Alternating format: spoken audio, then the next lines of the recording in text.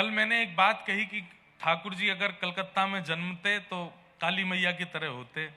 तो मुझे रात में किसी ने बताया, बोले महाराज जी आपने बोला कहीं पढ़ा था क्या? मैंने कहा नहीं। बोले कृष्ण काली रूप धारण कर चुके हैं।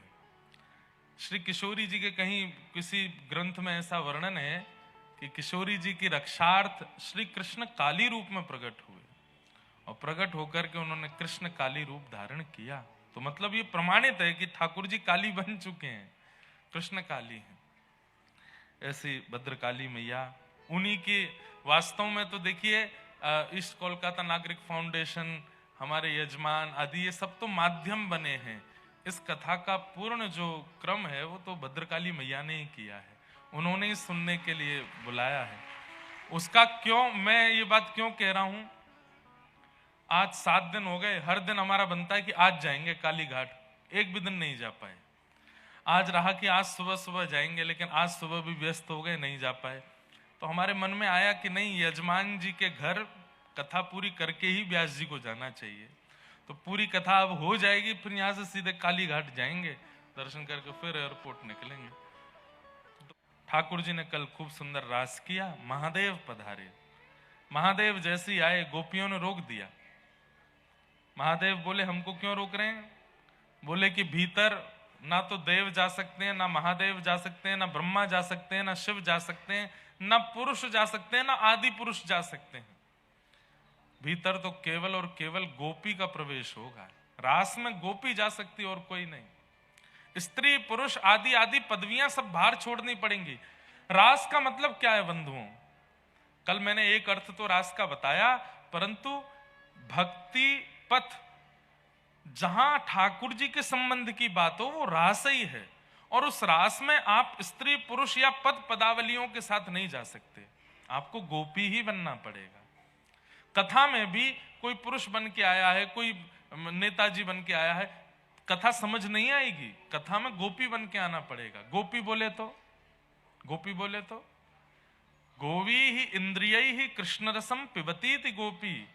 जिसकी प्रत्येक इंद्रियां कृष्ण रस पान करती हैं उसको गोपी कहते हैं।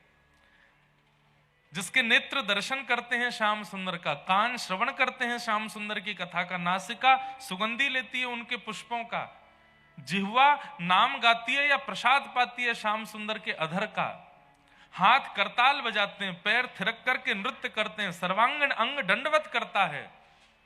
जहां प्रत्येक अंग को कृष्ण के अलावा और कोई कामना नहीं है, उसी देहधारी को गोपी कहते हैं। समझ में आई बात? आप यहां सेठ जी बनकर के आओगे, आप यहां कोई बहुत बड़े धनाढ्य धनवान हैं, हम इस जगह के ये ट्रस्टी हैं, हम वहां के वो हैं, हमारा हॉस्पिटल है, हमारा स्कूल है, कॉलेज है, हम ये हैं, ये सब करके कथा में आएंगे, आपको एक अक्षर समझ नहीं आएगा। कथा में तो आपको गोपी बन के आना पड़ेगा, वृंदावन में तो आपको गोपी बन के जाना पड़ेगा, तभी रास बिहारी आपके साथ रास करेंगे। रास महादेव आए, गोपियों ने कहा गोपी बनना पड़ेगा। तो महादेव बोले मैं सर्वांगीण अंग चित्तवृत्ति से तो गोपी हूं ही, कृष्ण को ही भजता हूं। तब गोपियों ने कहा जब सर्वांगीण अंग से और सर्वांगीण भाव से कृष्ण के हो तो फिर रूप भी उसी का ही धारण कर लो। पहली बार महादेव, देवादिदेव महादेव, होठों में लालिमा लगाई है, गले में हार पहना है, आंखन में काजल लगाए हो है, कानन में कुंडल पहने हैं, अपनी जटाओं को धो करके केश बना दिया है, सिर पर चुनरी पहनी है, हाथों में चूड़ी पहनी है, और देवों के देव महादेव वृंदावन के उस प्रेम रस का आस्वादन करने के लिए गोपी बन गए। बोलो गोपेश्वर महादेव की। आज भी नथनी पहन करके बैठते हैं वृंदावन में। बंधुओं एक बात आपसे निवेदन करूं, अगर मानो तो आप लोग ज्योतिर्लिंग कभी कभी जाते हैं, कई लोगों के भाव बन जाते हैं चलो वहां ज्योतिर्लिंग दर्शन करके आते हैं। ज्योतिर्लिंग में सबसे पहली हमारी इच्छा क्या हो जाती है कि हम जाके अभिषेक करें, अभिषेक का हमको अवसर मिल जाए, हम रुद्राभिषेक करें, रुद्राष्टाध्याय का पाठ करें, रुद्राष्टकम करें। पर एक बहुत लॉजिकल बात है, आप मेरी ही प्रशंसा मुझको बार बार सुनाओगे, मैं कब तक सुनूंगा उसको? मुझको उसमें ज्यादा आनंद नहीं मिलेगा। लेकिन मैं जिसका प्रेमी हूं, मेरे प्रेमी की चर्चा यदि मुझे सुनाओगे तो मुझे ज्यादा अच्छा लगेगा, मुझे और ज्यादा प्रिय लगेगा। तो हमारी भावना ऐसी, रुद्राष्टकम कर लो, रुद्राष्ट अध्याय कर लो, महादेव का अभिषेक कर लो, और सब करने के बाद जब जाने का समय आवे तो मंदिर के किसी कोने में बैठ करके गोपी गीत का पाठ सुनाओ महादेव को। बंधुओं, हजारों की तादाद में लोग जल चढ़ा रहे होंगे महादेव को, लेकिन महादेव के कान और चित्तवृत्ति कोने में आपको ही सुन रहे होंगे कि कौन गोपी गीत गा रहा है, यहां बैठ करके व्रज की याद मुझे कौन दिला रहा है। आहा, महादेव प्रसन्न हो जाते हैं। कई लोग कथा में अब भी बैठे हैं जिनका ये नियम, मैंने पूर्व में कथा की तो उन्होंने ये नियम लिया, वो आज भी महादेव के पास जाते हैं तो सब जो रिचुअल है वो सब करते हैं, बिल्व पत्र चढ़ाना, दूध से अभिषेक करना, जल चढ़ाना, परंतु जब वो बाहर आते हैं तो गोपी गीत का पाठ सुनाते हैं, महादेव को गोपी गीत सुनाते हैं। हम कह रहे हैं ज्योतिर्लिंग नहीं भी जा पाते तो आपके कलकत्ता में जहां भी महादेव के स्थान हैं, जहां भीड़ भाड़ ना होती हो, वहां पहुंच जाइए और जाकर के गोपी गीत का पाठ सुनाओ। तब कथामृतम तप्त जीवनम कविभिरीडितम कल्मष। गोपी गीत का पाठ पता है क्या है? जैसे हमारे घर के माताजी, पिताजी, दादी, दादा, कभी कभी उनको याद आ जाती है तो अपने ब्याह की एल्बम निकाल लाते हैं। कभी कभी अपने ब्याह की अगर रिकॉर्डिंग हुई होती है तो सीडी चला करके बच्चों को दिखाते, देखो हमारा ब्याह देखो।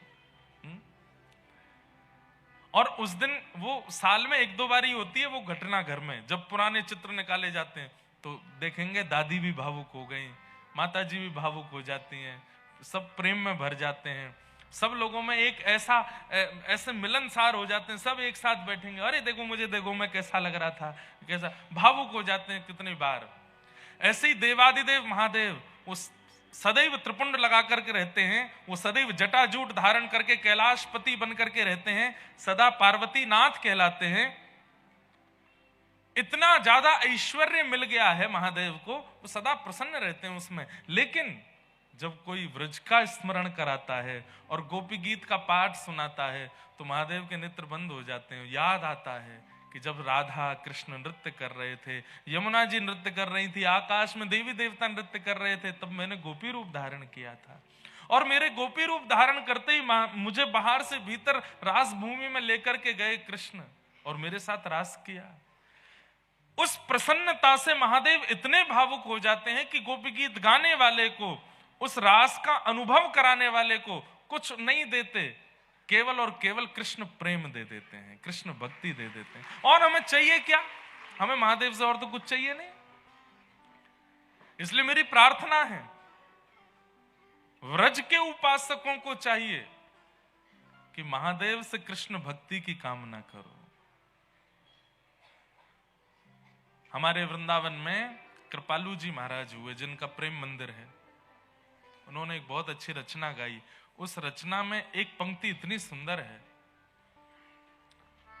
गोपी प्रेम की भिक्षा दीजे, गोपी प्रेम की भिक्षा दीजे, कैसे हूँ मोहे अपनों कर लीजे। पीछे आवाज नहीं आ रही? आवाज नहीं आ रही और टीवी में दिखाई दे रहा है? हाँ, तो आवाज अभी करवाते हैं। बंधुओं, ये महादेव से मांगा कीजिए। वैसे तो कृपालू जी महाराज के इस पद में वो किशोरी जी से मांग रहे हैं, सरस किशोरी बयस की ठोरी, रति रस भूरी, कीजे कृपा की कोर श्री राधे की जय कृपा। पर जब आप महादेव की आराधना करो, अरे हम कहते हैं महादेव से क्यों, आप तो कलकत्ता की काली मैया हैं, वहां जाके गोपी गीत का पाठ सुना दो, उनको भी गोपी गीत सुनाओ, वो भी तो एक गोपी हैं, ठाकुर जी के रास ब्याह। और आप कहेंगे कि प्रमाण कहां है? श्रीमद् भागवत में प्रमाण है। भगवान अपितारात्रि, काली मैया को और क्या कहते हैं? योग माया। सुनिएगा, भगवान अपितारात्रि शरदोत्फुल्ल मल्लिका विक्षरंतुम मनश्चक्रे योग मायाम उपाश्रित। इतनी सारी गोपियां अपने घरों को छोड़ छोड़ करके रास बिहार में गईं। उनके घर में तो कलेश हो जाने चाहिए थे, उनके सास ससुर पति सबको लड़ लेना, अरे कहां जा रही हो तुम? आधी रात को माताएं बहनें अपना घर छोड़ छोड़ करके जा रही हैं और उनके घर में किसी ने कुछ नहीं कहा, ऐसा हो ही नहीं सकता। तब इसका प्रमाण देते हुए आचार्य चरण कहते हैं कि योग माया यानी कि भद्रकाली मैया, वैष्णो देवी मैया, इन्होंने असंख्य गोपियों का रूप धारण कर लिया। वो वास्तविक गोपियां तो रास में चली गईं और उन गोपियों का रूप धारण करके काली मैया ही सबके घर में बैठ करके घर वालों को शांत करा रही है कि मैं यही हूं, मैं कहीं गई नहीं हूं। वास्तविक गोपी तो रास में, ताकि ठाकुर जी का रास मधुरता से पूर्ण हो जाए, इसके लिए योग माया ने आश्रय दिया। गोपी प्रेम की भिक्षा दीजे, कैसे हूँ मोहे अपनों कर लीजे। गाइए, गोपी प्रेम की भिक्षा दीजे, कैसे मोहे अपनों कर लीजे। तुर गुण गावत दिवस बितावत, द्रग बरसावत, मैं हूँ प्रेम विभोर। श्री राधे कीजे कृपा की कोर, सरस किशोरी बयस की थोरी, रति रस भोरी, कीजे कृपा की कोर।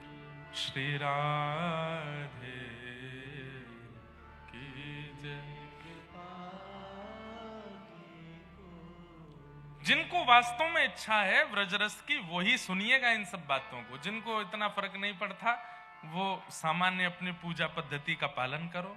पर जिन्हें वास्तव में इस रस का अनुभव करना है, वो तो इसी प्रकार महादेव को, काली मैया को, सबको गोपी प्रेम ही मांगो, गोपी रस ही मांगो। तो रास का प्रसंग हुआ। अब मैं थोड़ा आज क्रम जल्दी जल्दी कहूंगा क्योंकि निकलना भी है और कथा क्रम भी बहुत है। ठाकुर जी वापस ब्रज में लीला करने लगे।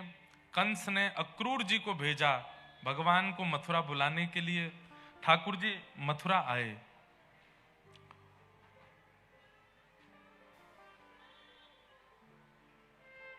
तो थोड़ी देर तो सुन रहे थे सब लोग, अब अचानक से बोले बीच में।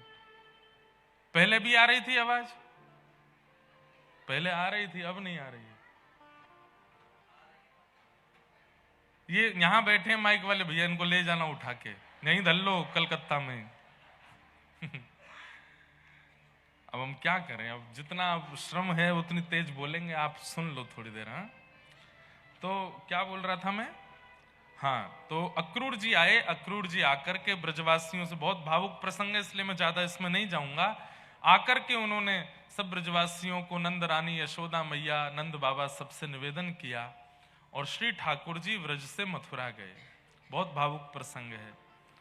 मथुरा जाकर के ठाकुर जी ने कुबल्यापीड़ हाथी का उद्धार किया, धनुष भंजन किया, कुब्जा के ऊपर कृपा की, और सब करते हुए ठाकुर जी कंस के पास पहुंचे।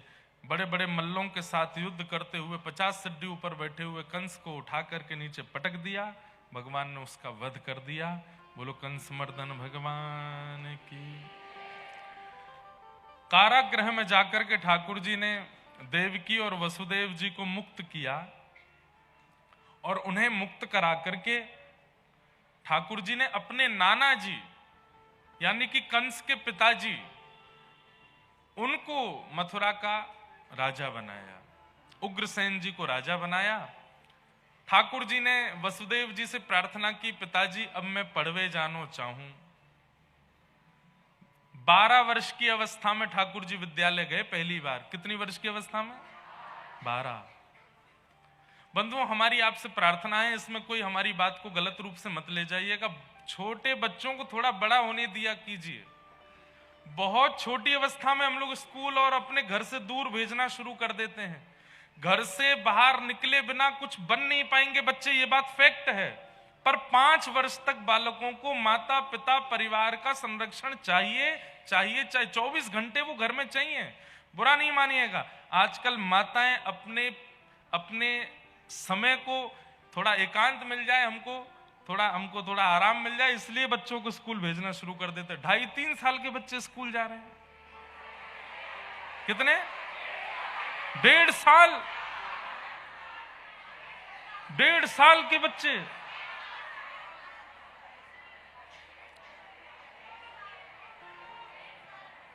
ये अच्छी बात नहीं है, ये अच्छा नहीं है। शास्त्र आज्ञा करते हैं, लालयेत 5 वर्षाणि 10 वर्षाणि ताड़येत प्राप्ते तु 16 वर्षे पुत्रम मित्र वदाचरेत। 5 वर्ष तक बालकों को केवल माता पिता और परिवारी जनों के संग ही रहना चाहिए, 24 घंटे रहना चाहिए। एक क्षण के लिए भी आपके नेत्रों से दूर नहीं जाना है उसको। मां के हृदय का और बालक के हृदय का एक कनेक्शन रहता है। वो जितने समीप रहते हैं 5 वर्ष तक, उतना प्रेम बालक में रहता है। इसलिए आजकल के बच्चे 16 वर्ष के बाद में इतने डिस्कनेक्ट हो जाते हैं अपने माता पिता से, परिवार से। वो पढ़े लिखे हो जाते हैं, एजुकेटेड हो जाते हैं, पर संस्कार शून्य, संस्कार 0 है उनका। बुरा नहीं मानिएगा, हम अनेक घरों में जाते हैं, बच्चा देखते ही पहचान जाता हूं मैं कि इसमें संस्कार नहीं है। अब तो हमारी कथा में बहुत युवा आने लग गए, प्रयास कर करके उनको संस्कार थोड़ा थोड़ा सिखा रहे हैं। पर यहां बैठे इतने लोग, आप लोग गए थे 1.5 साल की उम्र में स्कूल, इसलिए आज तक सनातन से जुड़े हुए हो, आज तक अपने माता पिता की परवाह करते हो, आज तक प्रेम लक्षणा भक्ति का पालन कर रहे हो, सब कर रहे हो। इन बच्चों को आपने 1.5 वर्ष की अवस्था में ही दूर कर दिया। बच्चों को दूर भेजना चाहिए। श्री कृष्ण भी गए हैं, राम भी गए, पर उसकी एक आयु है। प्राथमिक शिक्षा जिसको हम कहते हैं प्राइमरी, ये प्राइमरी पहले था ही नहीं। बच्चे का घर ही प्राइमरी स्कूल होता है। उसके माता पिता, दादी दादा, नानी नाना, यही उसको प्राइमरी शिक्षा देते हैं। लेकिन आजकल सब लोग अपना स्पेस चाहते हैं, इसलिए बच्चों को भेज देते हैं, और इसका फिर दुष्परिणाम भोगना पड़ता है। ठाकुर जी 12 वर्ष की अवस्था में, लगभग 11, साढ़े 11, 12 वर्ष की अवस्था में ठाकुर जी विद्यालय पढ़ने के लिए गए। सांदीपनी उपाध्याय जी के पास में। कहाँ गए? उज्जैन, अवंतिका पढ़ने के लिए। और वहां ठाकुर जी को एक सखा मिले जिनका नाम था श्री सुदामा जी। बंधुओं, एक शायद अनसुनी बात आपको बताएं, अभी हम पिछली कुछ कथा से सुनाने लगे। सुदामा जी से ठाकुर जी की इतनी प्रीति क्यों बन गई? ऐसा क्या दिया सुदामा जी ने जो ठाकुर जी उनको अपना इतना घनिष्ठ मित्र मानने लगे? तो प्रसंग आता है कि ठाकुर जी जब विद्यालय में पढ़ने लगे तो उनको व्रज की याद आती थी। व्रज छोड़ के आए थे, और व्रज छोड़ करके आए तो मथुरा भी छोड़ना पड़ा विद्यालय पढ़ने के लिए। तो इतना स्मरण होता था व्रज का, इतनी याद आती थी ठाकुर जी को। सुदामा जी ठाकुर जी की ओर देखते और बोलते ही, लाला पूरे दिना ऐसो रूठो सो बैठो रे, ना कछु खावे ढंगते ना बोले, बस कोने में, एक कोने में ठाकुर जी बैठे रहते। तो श्री सुदामा जी ने कैसे अपने सख्य का निर्वहन किया, एक सखा कैसा होना चाहिए, ध्यान से सुनो। मित्र और सखा इन दोनों में अंतर होता है। यदा कदा मिलती, जो कभी कभी मिले, काम पड़ने पर मिले, जरूरत होने पर मिले, उसको मित्र कहते हैं। पर संग खावे, संग रहवे, संग ही रहे, आपके दुख को अपना दुख माने, उसे मित्र, उसे सखा कहते हैं। ठाकुर जी ने मित्र अनेक बनाए, पर पूरी कृष्ण लीला में भगवान के सखा केवल 3 हैं।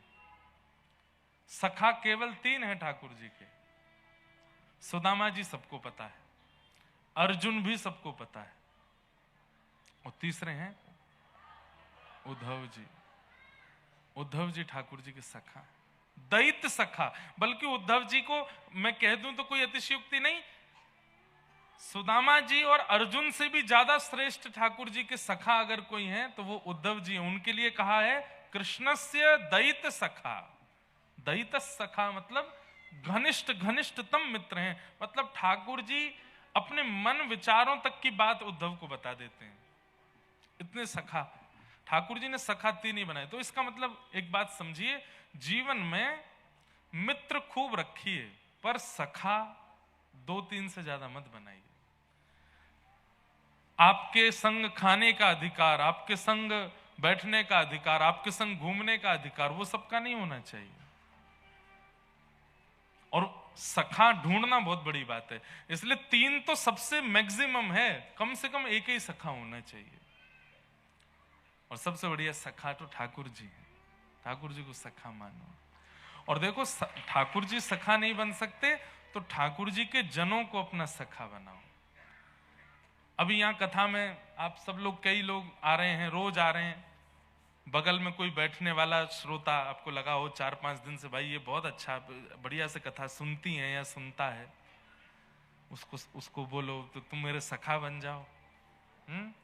क्यों बोलो? फिर दोनों कथाओं में जाया करेंगे, दोनों साथ में मंदिर जाया करेंगे। वो स्त्री पुरुष वाला नहीं, वो वाले सखा नहीं बनना। अच्छे, जो हमारा नाक मत कटवा देना कहीं वो काम करके। सखा मतलब भगवत संबंधी से सखा बनो। और सखा 1 या 2 से ज्यादा से ज्यादा 3, इससे ज्यादा सखा ना हो। तो भगवान के सखा श्री सुदामा जी मन में सोचते कि लाला पूरे दिन रूठो बैठो रे, कहा करूं या के काजे। तो श्री सुदामा जी ने पूरी जांच की, यशोदा मैया कैसे लाड़ करती हैं, कैसे प्रेम करती हैं, कैसे बुलाती हैं। श्री दामा तन सुखा, मन सुखा, धन सुखा, सबके बारे में सुदामा जी रोज सुनते ठाकुर जी से। और फिर सुनकर के श्री सुदामा जी ही कभी तन सुखा बन के आ जाते, कभी मन सुखा बन के आ जाते, कभी श्रीदामा की तरह बोलने लगते, कभी यशोदा मैया की तरह गोद में सुला लेते, कभी गुरुकुल में मक्खन चुरा करके लाते और यशोदा मैया की तरह अपने हाथ से पवाते, इतना स्नेह देते। ठाकुर जी के सुख का विचार किया सुदामा जी ने, इसलिए ठाकुर जी ने उनको अपना सखा बना लिया। बोले मेरा सबसे प्रिय सखा है श्री सुदामा जी। व्रज का विरह नहीं करने दिया ठाकुर जी को, इसलिए ठाकुर जी ने श्री सुदामा जी को अपना सखा माना। आप भी अपने घर के ठाकुर जी को बंधुओं सुख देने का प्रयास किया करो। अभी हमारी सेवा कैसी होती है, हमें जिसमें सुख मिलता है उसमें ठाकुर जी सुख ले लीजिए, नहीं। सेवा का मतलब होता है ठाकुर जी का जो सुख है उसमें हम सुख लेंगे। अब लोग बाग इसमें पढ़े लिखे लोग बात बनाते हैं कि भगवान को कोई सुख की कामना, वो तो सर्वव्यापी सर्वगुण संपन्न, उनको कुछ। इसका मतलब ये थोड़ी होता है कि कोई व्यक्ति करोड़ों का टर्नओवर करता है, अरे भैया इसको रोटी बनाने की क्या जरूरत है, इसके पास तो मशीन होंगी रोटी बनाने वाली, इसके पास तो मशीन होगी दाल निकालने वाली, इसके पास तो ये। अरे सामान्य जरूरतें सबकी पूरी होती हैं, लेकिन हम ये भी माने कि वो परमात्मा है, तो भी अगर वो परमात्मा ही हैं तो ब्रज में फिर लीला करने क्यों आए? ये सारी लीला, ये सारा भाव, ये प्रेम क्यों प्रकट किया ठाकुर जी ने? वो चाहते हैं कि हम उन्हें वह स्नेह, वह प्रेम, वह भाव प्रदान करें। जगन्नाथपुरी में साक्षी गोपाल भगवान है, वृंदावन से आए हैं यहां पर। एक तीर्थ यात्रा हुई और उस तीर्थ यात्रा में एक वयोवृद्ध की सेवा एक युवा करता था। और उस युवा की तीर्थ यात्रा जब पूरी हुई तो वयोवृद्ध ने युवा को वचन दिया, वो तुमने मेरी इतनी सेवा करी है कि गांव लौट करके मैं अपनी नातनी का ब्याह तुमसे कराऊंगा। अब उस युवा को तो ब्याह की इच्छा नहीं थी, लेकिन वयोवृद्ध ने कह दिया तो उसके मन में भी इच्छा आ गई, ठीक है मेरा ब्याह हो जाएगा। लौट करके जब वो लोग वापस आए उड़ीसा के किसी गांव में, तो उस युवा बालक ने वयोवृद्ध से कहा, आपने कहा था कि आप अपनी नातनी का ब्याह मुझसे कराओगे, करा दीजिए। हाँ हाँ, मैं घर पे बात कर। अब घर पे जैसी बात की तो घर के सदस्यों ने सबने उस व्यक्ति को, अरे वो तो कुछ कमाता नहीं, वो तो ऐसे ही पड़ा रहता है, उससे अपनी बेटी का ब्याह करेंगे, ये करेंगे वो, सबने मना कर दिया। तो बेचारे वृद्ध जो थे वो संकोच में आ गए, अब मैं क्या करूं, मैं तो उसको वचन दे चुका हूं। तो जब इतना प्रेशर पड़ा तो वयोवृद्ध ने भी मना कर दिया, भैया देखो हमने कोई तुमसे ऐसी वादा नहीं किया था कि हम नातनी का ब्याह करा ही देंगे। उस युवा ने कहा ब्याह मत कराइए, लेकिन सच तो बोलिए, आपने कहा था कि आप ब्याह कराओगे। अब वयोवृद्ध भी अड़ गए, नहीं मैंने नहीं कहा था। पंचायत बैठी तो पंचों ने कहा भैया ये कह रहे हैं कहा था, तुम कह रहे हो नहीं कहा था, कैसे माने? कोई तीसरा था जो गवाही देगा कि इन्होंने कहा था? तो उस बालक ने बोला, हाँ व्रज वृंदावन में गोपाल जी का मंदिर था, गोपाल जी के सामने बैठ के इन्होंने मुझसे कही थी कि अपनी नातनी का ब्याह कराएंगे। गोपाल जी ने सुना है, गोपाल जी ने सुना है। सुन करके सारे गांव के लोग हंसने लगे, बोले गोपाल जी का सुनना तो ना सुनने के बराबर है। लेकिन पता नहीं उस युवा के चित्त में कैसा विश्वास, गोपाल जी ने सुना है। पंचों ने भी हंस करके कह दिया, अच्छा तो ठीक है, तो जाओ गोपाल जी को बुला लो, वो आके अगर कह देंगे कि इन्होंने नातनी के ब्याह का कहा था तो हम तुम्हारा ब्याह करा देंगे। और पंच सारे वयोवृद्ध से बोले, अब गोपाल जी तो आने नहीं, तुम अपनी नातनी का कहीं कर दो ब्याह व्याह। वो बालक बोला, मैं आज ही निकल रहा हूं वृंदावन। पहुंच गया वृंदावन, और वृंदावन में श्री गोविंद देव जी का मंदिर है, रंग जी के मंदिर के पास, वहीं पास में ही गोपाल जी का वो मंदिर था। साक्षी गोपाल उनका नाम यहां आकर के पड़ा, वहां वो गोपाल जी थे। उस युवा ने जाकर के गोपाल जी को, हे गोपाल जी आपने सुना था, उन वयोवृद्ध ने आपके सामने वचन दिया था कि वो अपनी नातनी का ब्याह मुझसे करेंगे, आप मेरे साथ चलो, मेरे साथ उड़ीसा चलो और वहां जाकर के सबको साक्षी दे दो कि हाँ उन्होंने कहा था। आपका तो गुरुदेव ठाकुर जी घर बस गया, मेरा बस जाएगा। आपके तो एक आदमी 16,000 बसे हुए हैं, एक आध दासों के भी बस जाएंगे तो क्या बुराई है। ठाकुर जी को मनाने लगा। अब ठाकुर जी कहां बोलते हैं, तो चुपचाप खड़े हैं ऐसे मूर्तिमंत होके, जैसे सारे मंदिरों में ठाकुर वैसे ही हैं। रात में पुजारी जी मंदिर बंद करने लगे तो गेट के आगे अड़ गया, बोले बंद मत करो, मेरी बात चल रही है इनसे। पुजारी जी ने धक्का वक्का देके मंदिर बंद कर दिया। रोने लगा, रोते रोते बोले मैं खाऊंगा नहीं, पीऊंगा नहीं, प्राण त्याग दूंगा यहाँ पे, क्योंकि मैं वापस गांव जाने लायक तो बचा नहीं, वापस खाली हाथ गांव जाऊंगा तो गांव के लोग और हंसी उड़ाएंगे। गोपाल जी सबकी लाज रखी आपने, मेरी भी रख लो। जैसी लाज राखी द्रौपदी की, होन न दीन उघारी, जैसी लाख राखी अर्जुन की, भारत युद्ध पछारी। ऐसी मेरी भी लाज रखो ना नाथ, चल दीजिए मेरे साथ।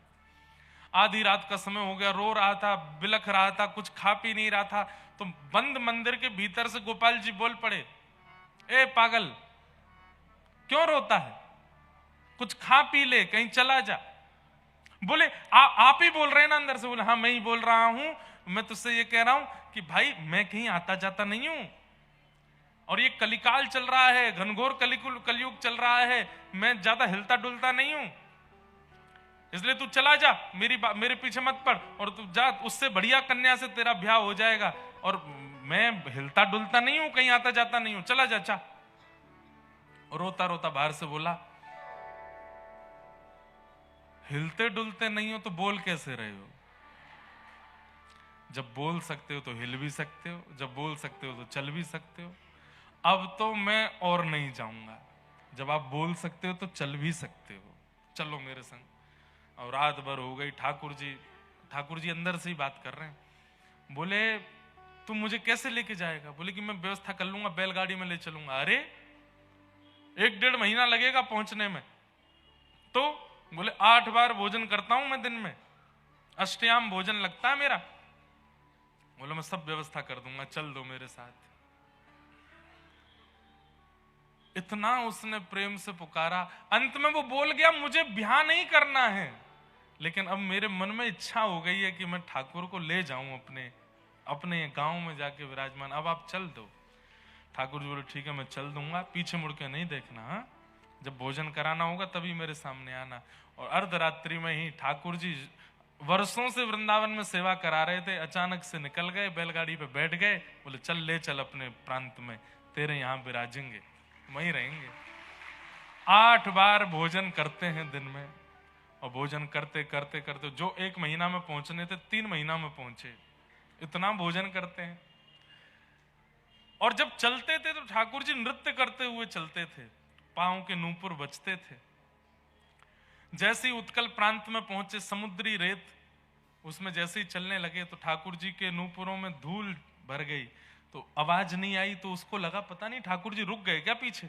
जैसे ही पीछे मुड़ के देखा तो ठाकुर जी तो त्रिभंग ललित श्याम सुंदर वहीं स्तब्ध हो गए। बोले अब नहीं जाऊंगा आगे। तेने पीछे क्यों देखा? बोले आपके नूपुर की आवाज ही नहीं आई मुझे। ठाकुर जी बोले वहां रेत भर गई है या हमारे ना आई। जय जय, बस 5-6 किलोमीटर दूर रह गया मेरा गांव, चल दो। ठाकुर जी बोले हम तेरे काजे 1000 किलोमीटर चल के आ गए, गांव बारे 5 किलोमीटर ना आ सके? उन तो कहते हैं यहीं आ जाएंगे। गांव में जाके हल्ला किया, बोले गोपाल जी आ गए, साक्षी देने गोपाल जी आ गए। इन्होंने कहा था अपनी नातनी का ब्याह मुझसे करेंगे, देखो साक्षी देने गोपाल जी आए। पूरा गांव इकट्ठा हुआ, आहा सबके नेत्र सजल हो गए। त्रिभंग ललित श्याम सुंदर मंद मंद मुस्का करके खड़े हैं और सबके सामने साक्षी दे रहे हैं। इन वयोवृद्ध ने मेरे सामने इस युवा बालक का हाथ पकड़ के साक्षी दी थी कि ये अपनी नातनी का ब्याह इससे करेंगे, अब आप इसका ब्याह करा दो और मैं अब स्तब्ध होकर के यहीं रहूंगा। और तब से पूरे नगर में महाराज ये बात सिद्ध हो गई कि यहाँ के गोपाल जी जगन्नाथ धाम की जो यात्रा करता है उसकी साक्षी लेते हैं, उसकी साक्षी करते हैं। कब देंगे साक्षी? मृत्यु के बाद जब हम लोग जाएंगे तो यमराज जी आएंगे, सबसे पहले सारा रजिस्टर खोल के दिखाएंगे और पूरा बताएंगे तुमने ये किया, जीवन में ये किया, इतना मांस खाया, इतना ये गलत काम किया, इतना ये सब किया, इन सब के बदले तुमको अब नरक जाना पड़ेगा। तब आप उनसे कह सकते हो हे यमराज जी, हम जगन्नाथ जी गए थे, हमने वहां महाप्रसाद पाया था, हमने समुद्र स्नान किया था, नील माधव भगवान का दर्शन किया, नील चक्र का दर्शन किया। तब यमराज जी कहेंगे कोई गवाही है? उसी समय आप अगर स्मरण करोगे साक्षी गोपाल प्रभु का तो तुरंत प्रकट हो जाएंगे और यमराज जी को साक्षी दे देंगे, हाँ ये जगन्नाथपुरी आए थे, इन्होंने महाप्रसाद पाया था, नील चक्र का दर्शन किया था, इसलिए प्रसिद्ध है श्री साक्षी गोपाल प्रभु। तो ये बात मैं क्यों बता रहा हूं? ठाकुर जी, अब आप मानो कि वो तो परमात्मा है, उनको क्या आवश्यकता कि हम उनको सुलावें, उनको उठावें, उनको खिलावें पिलावें, कोई आवश्यकता नहीं है। पर जब प्रेम होता है तो अनावश्यक व्यक्ति के साथ भी प्रेम प्रकट किया जाता है। अब घर पे प्रधानमंत्री आ जाए, उसको चाय की कोई कमी है, उसको भोजन की कोई कमी है, लेकिन आपका भाव रहता है ये हमने बनाया है, प्रेम से पाइए ना थोड़ा सा। हमने कोई महाराज जी आ जाए, संत आ जाए, उनको कोई कमी है, सब कुछ है उनके पास, पर फिर भी आप अपने प्रेम के अधीर होकर के दक्षिणा भी देते हो, माला भी पहनाते हो, सौल भी उड़ाते हो, कुछ खाने को भी देते हो, चाय की भी पूछते हो, ये प्रेम ही तो है। ऐसे ही ठाकुर जी के पास कोई कमी नहीं है, पर हमारा प्रेम है कि हम उनको देवें, हम उनको सुलावें, निलावें, उठावें, सब क्रिया करावें। क्या पता वो इतने रीझ जाएं हमसे, इतने रीझ जाएं जैसे सुदामा से रीझ गए, और रीझ करके कभी हमें स्वीकार कर लें। बस इसीलिए तो हम सब प्रेम लक्षणा भक्ति का मार्ग चुन रहे हैं। खूब भाव से सेवा करो, आपके सुख से ठाकुर जी विराजे नहीं, ठाकुर जी के सुख से आप विराजो।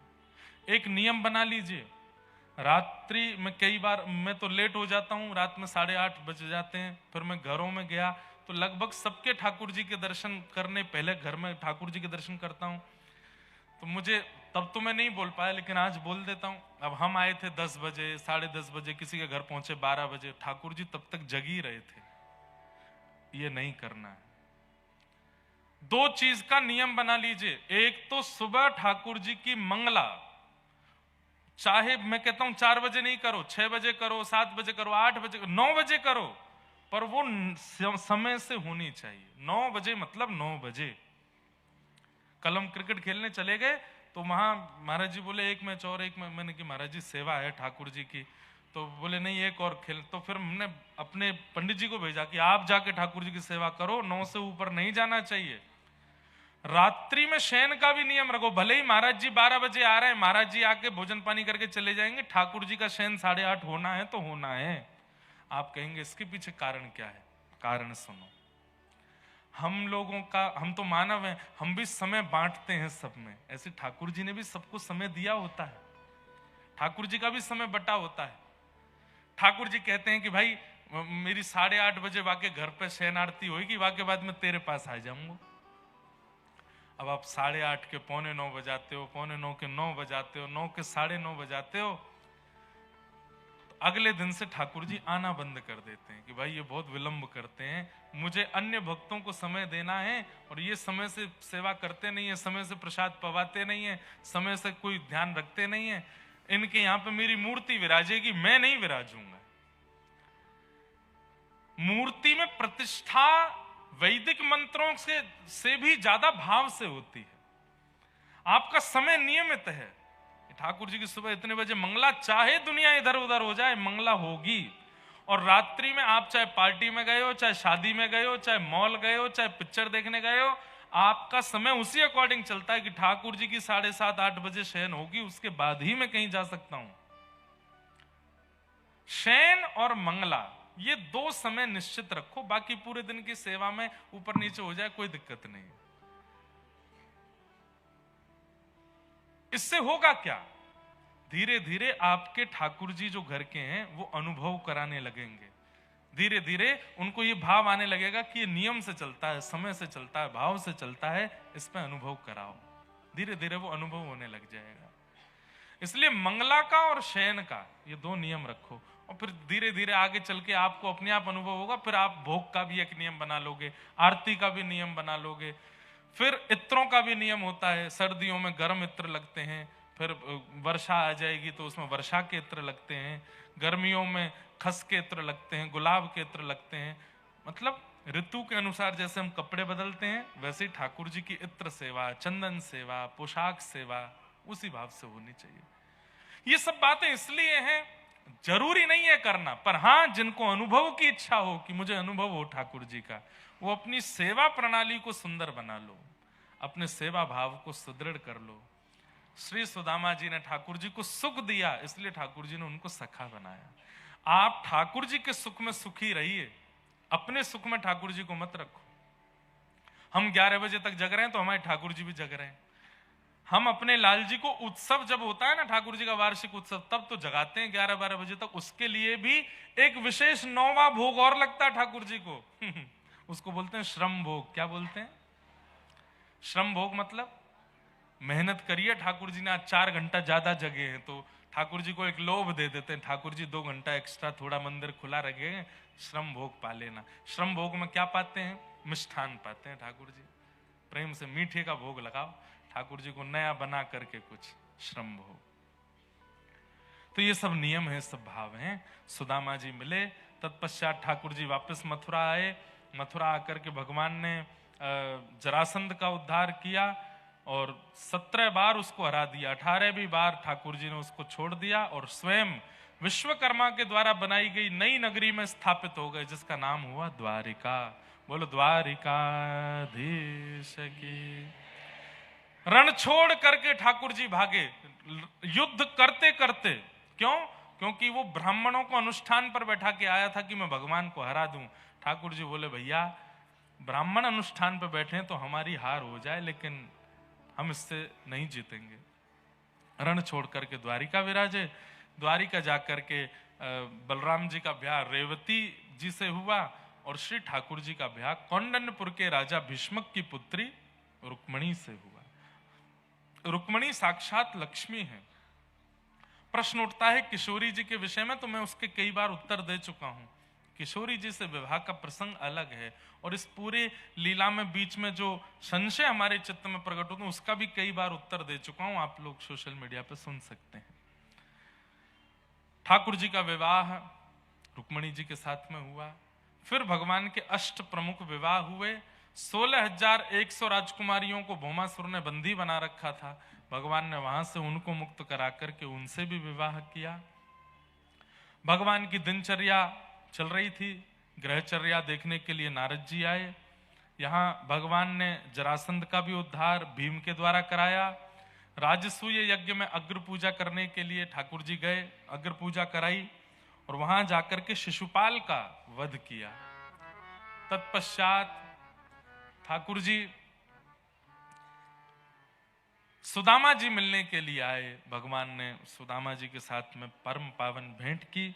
सब कथा आपने श्रवण की हैं खूब विस्तार से। भगवान अपने कुरुवंश को समझाते रहते हैं। अब मैं बस कथा को विश्राम की ओर लेके चलूं तो आप सब लोग बिल्कुल सावधानी से अंतिम श्लोक मेरे साथ में बोलिएगा, फिर हम कथा को विश्राम देंगे। ठाकुर जी ने यदुवंशियों को समझाया था कि मेरी संतान हो आप, मेरे परिवार हो आप, इसका कभी अभिमान मत करना। यदुवंशी बोले हम अभिमान करते नहीं, बोले करते हो, अभिमान करते हो इसीलिए कभी कथा सुनने नहीं जाते, कभी संतों का सम्मान नहीं करते। तो यदुवंशी बोल पड़े कि हमको कथा में जाने की क्या आवश्यकता, कथा में वो जाते हैं जिनको भगवान नहीं मिले, जब हमारे रिश्तेदारी भगवान है तो हम कथा में क्यों जाएं। ठाकुर जी बोले यही बात, मैं भले ही कितना भी तुमको प्राप्त हो जाऊं, सत्संग फिर भी नहीं छोड़ना है, नहीं तो मेरी सेवा में, मेरे सामिप्य में अपराध करते रहोगे। संतों का अपमान कभी मत करना, कथा का अपमान कभी मत करना। लेकिन यदुवंशी नहीं मानते भगवान की बात। बंधुओं, इसलिए ठाकुर जी से प्रार्थना करो कि आपको कभी अति बल ना मिले। व्यक्ति को जब भी अति बल मिला है, चाहे धन के रूप में, चाहे रूप के रूप में, चाहे साम्राज्य के रूप में, चाहे पहचानों के रूप में, व्यक्ति अभिमानी हुआ ही है। अति बल नहीं मिलना चाहिए। एक प्रकार से मैं कह दूं तो कोई अतिशयोक्ति ना हो, किसी व्यक्ति को यदि अति बल दे देते हैं ना ठाकुर जी, हर प्रकार का बल, उसके खूब सारे कॉन्टैक्ट्स हैं, खूब सारे उसके लोग हैं, खूब उसके पास में जन बल है, धन बल है, बाहुबल है, रूप बल है, इसका मतलब ठाकुर जी उसका पतन कराना चाहते हैं, इसीलिए अति बल देते हैं।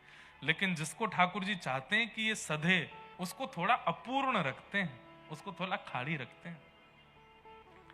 मटका भरा होगा ना तो छलकेगा, लेकिन थोड़ा अपूर्ण है, थोड़ा खाली है, तो कितने भी दचकियां आ जाएं, पानी छलकेगा नहीं। इसलिए अपने जीवन में परिपूर्ण होने का विचार मत किया, मुझे ये भी आना चाहिए, मुझे वो भी आना चाहिए, मुझे ऐसा भी आना चाहिए, नहीं। थोड़ा अपूर्ण रहिए, थोड़ी अपूर्णता अच्छी है।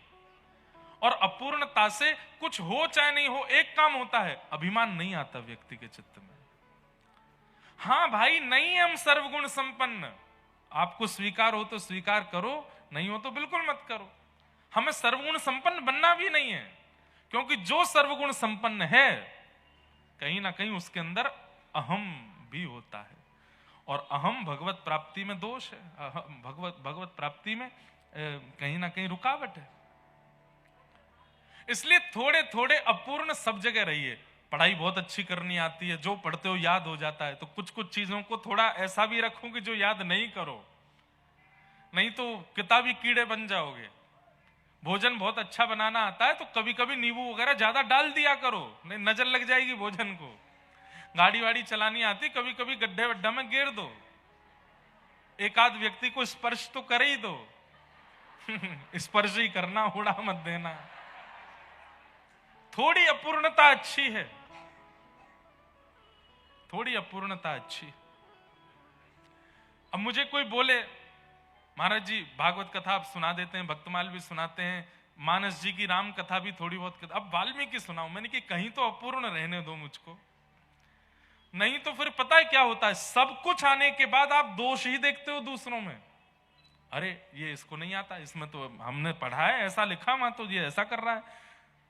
बुद्धि गर्विष्ठ, रूप गर्विष्ठ, यौवन गर्विष्ठ, और ये गर्विष्ठता ही भगवत मिलन में बाधा बन जाती है। इसलिए थोड़ा अपूर्ण रहिए, भक्ति में भी अपूर्ण रहो। आप पूरे सूरदास नहीं बन सकते, पूरी मीराबाई नहीं बन सकते, पूरे तुलसीदास नहीं बन सकते। हाँ, प्रयास करो, पर पूर्णता पे मत। पूर्णता जैसी लग रही हो पूर्णता आने वाली है, रुक जाओ।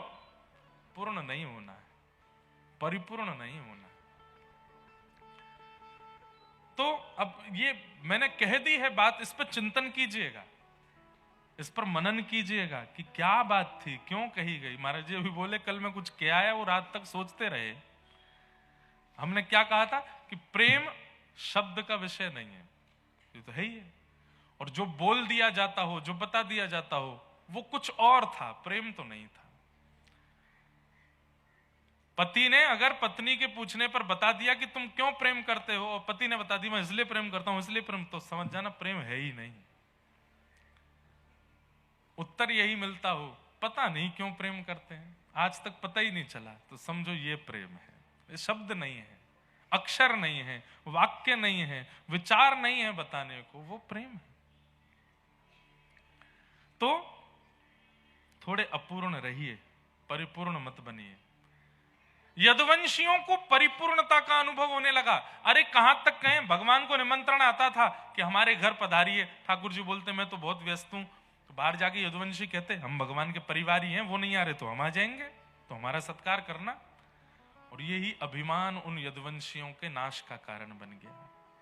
बंधुओं, मेरे मन में बातें तो बहुत आती, पर मुझे समय दिख जाता है।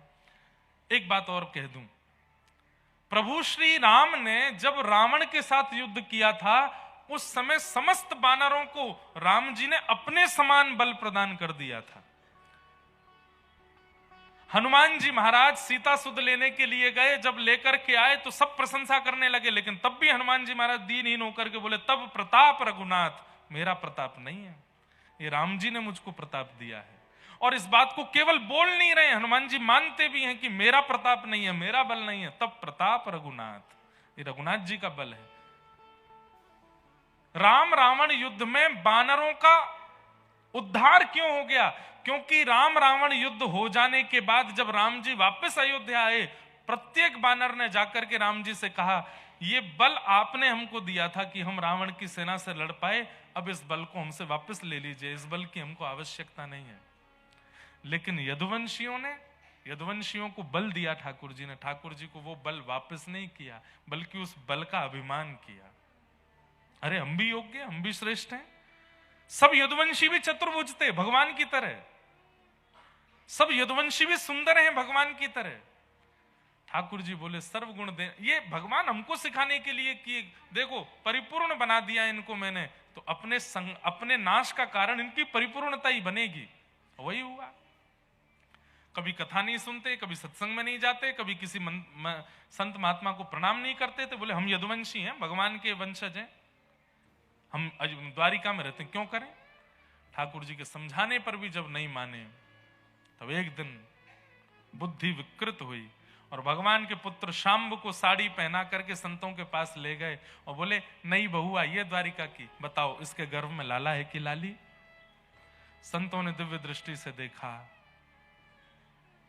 अरे दुष्टों, भगवान के पुत्र को साड़ी पहना के लिए आए हो, हमारी परीक्षा लेने के लिए? जाओ, इसके गर्भ से लोह पिंड जन्म लेगा जिससे पूरा यदुवंश नष्ट हो जाएगा। लोह पिंड को घिस करके समुद्र में डाल दिया, वो एरका नाम की घास बन गया। एक दिन किसी बात पर छोटा विवाद बड़ा युद्ध में परिवर्तित हो गया और आपस में यदुवंशी लड़ते झगड़ते आपस में नष्ट हो गए। भगवान ने दाऊ दादा से कही, दाऊ दादा अब आप भी जाओ, क्षीर सागर में प्रविष्ट हो जाओ, मैं भी वैकुंठ जाने की योजना बनाता हूं। अंत तो गत्वा भगवान ने एक वृक्ष के नीचे बैठ करके उद्धव, मैत्रेय मुनि आदि कुछ विशिष्ट जनों को भागवत धर्म का ज्ञान दिया। वही भागवत धर्म हम पिछले 7 दिन से सुन रहे हैं। ये संपूर्ण ज्ञान ठाकुर जी ने उद्धव जी को दिया, मैत्रेय मुनि को दिया, नारद जी को दिया, आदि आदि सबको ये भागवत धर्म समझाया और कहा कि कलिकाल में इसका विस्तार करवाइएगा। उद्धव जी से कहा तुम बद्रीनाथ में जाके भजन करो, मैत्रेय मुनि से कहा तुम विदुर को यह ज्ञान देना, नारद जी महाराज, ब्रह्मा जी आदि सब बोले कि आप इसका विस्तार कराइएगा। भगवान से उद्धव जी ने कहा कि नाथ आप जा रहे हो? बोले हाँ। आप लीला पूरी कर रहे हो अपनी? बोले जी। हम कैसे रहेंगे आपके बिना? आप चले जाओगे तो ये प्राण कैसे रहेंगे? ठाकुर जी बोले प्रत्यक्ष दिखने वाली वस्तु आंखों को दिखती है, पर अप्रत्यक्ष बुद्धि को, मन को, तन यौवन को, सबको दिखती है। अब तक मैं प्रत्यक्ष था, अब मैं अप्रत्यक्ष हो जाऊंगा, ताकि रोम रोम को मेरा अनुभव हो। और मेरा अनुभव यदि करना है तो मेरी ओर ध्यान से देखो। ठाकुर जी एक ज्योति में परिणत होकर 7 बार आकाश में भ्रमण किए और तिरोधाय प्रविष्टो यम श्रीमद् भागवतार्णवम, ठाकुर जी श्रीमद् भागवत में आकर के विराजमान हो गए। और ठाकुर जी ने ये बात स्पष्ट कर दी कि भागवत मेरा स्वरूप है, भागवत मेरा स्वरूप है, मेरा रूप है। आपको जब कभी भी मेरा अनुभव करना हो तो श्रीमद् भागवत जी के आश्रय में जाना। यहां पर उद्धव जी बद्रिकाश्रम चले गए, मैत्र मुनि हरिद्वार चले गए, अर्जुन जाकर के पांडवों को खबर देते हैं। पांडव सुखदेव परीक्षित को राज्य गद्दी पर बिठा करके स्वर्गारोहण को चले गए। परीक्षित को 7 दिन में मरने का श्राप लगा। आज शुक्राचार्य जी के सन्निधि में आकर के परीक्षित ने 7 दिन की कथा सुनी। आज 7वां दिन है। परीक्षित जी से सुखदेव जी कहते हैं, त्वम तु राजन मरिष्येति पशु बुद्धिम इमाम जही, तुम मरोगे ये पशु बुद्धि है, देह मरता है, हमारी मृत्यु नहीं होती, हम तो एक आत्मा है। अगर इस जन्म में भी कर्म बिगाड़ के जाएंगे तो फिर जन्म लेना पड़ेगा, पर इस जन्म में सब सुधार के चले गए तो इस देह को त्याग करके भगवत धाम की प्राप्ति कर लेंगे, निज वृंदावन की प्राप्ति कर लेंगे, कुंज निकुंज निवृत्त निकुंज की प्राप्ति कर लेंगे। बस इस देह को माध्यम मानिए, इस देह को मैं हूं ऐसा नहीं मानिए। ये गाड़ी है, गाड़ी प्रिय हो सकती है, गाड़ी अच्छी लग सकती है, गाड़ी की साफ सफाई करो, गाड़ी को गैराज में रखो, गाड़ी में पेट्रोल भरवाओ, पर गाड़ी मेरा प्राण है नहीं। ये शरीर गाड़ी है, शरीर साधन है। इसको खिलाओ पिलाओ, खूब पुछ के खिलाओ, खूब बढ़िया इसको संदेश खिलाओ, खूब धुआंधार कपड़े पहनाओ, लेकिन ये देह मैं हूं ये बुद्धि मत रखो। ये मुझे केवल अपना कल्याण करने के लिए मिला है, इससे मैं कल्याण करूंगा अपना और जनमानस का। इस देह का यही कार्य है, ऐसा मानकर के जीवन जीना प्रारंभ कर दीजिए। श्री परीक्षित जी महाराज की भगवत धाम गति हो गई, उन्हें हम बारंबार प्रणाम करते हैं। भागवत जी का अंतिम श्लोक सब लोग 3 बार मेरे साथ में दोहराएंगे। सब लोग बिल्कुल सीधे बैठिए, एक एक शब्द सुनकर के मेरे साथ बड़े भाव से बोलेंगे।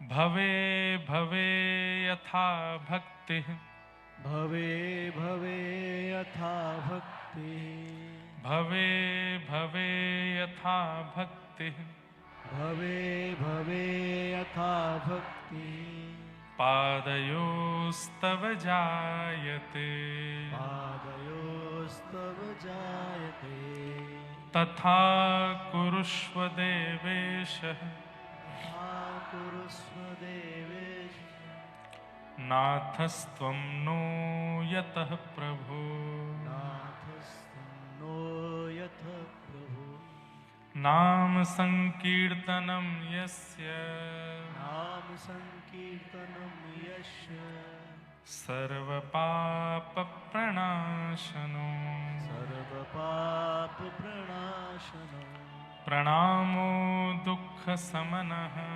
प्रणामो दुःख समनः, तं नमामि हरिं परम्, तं नमामि हरिं परम्, नाम संकीर्तनं यस्य, नाम संकीर्तनं यस्य, सर्वपाप प्रणाशनो, सर्वपाप प्रणाशनो, प्रणामो दुःख समनः, प्रणामो दुःख समनः, तं नमामि हरिं परम्, तं नमामि हरिं परम्, नाम संकीर्तनं यस्य, नाम संकीर्तनं यस्य, सर्वपाप प्रणाशनो, सर्वपाप प्रणाशनो, प्रणामो दुःख समनः, प्रणामो दुःख समनः, तं नमामि हरिं परम्। बोलो वृंदावन बिहारी लाल की, श्री राधा रमण लाल की, श्री राधा वल्लभ लाल की, प्यारे राधा गिरधर लाल की, जगन्नाथ महाप्रभु की, बलभद्र सुभद्रा मैया की, नीलाचल धाम की, भद्रकाली मैया की, श्री गंगा मैया की, भारत माता की, सद्गुरुदेव भगवान की, सब संतन की, सब भक्तन की, सब विप्रन की जय जय श्री राम, जय जय श्री राम, जय जय श्री राम। नमः पार्वती पतये हर हर महा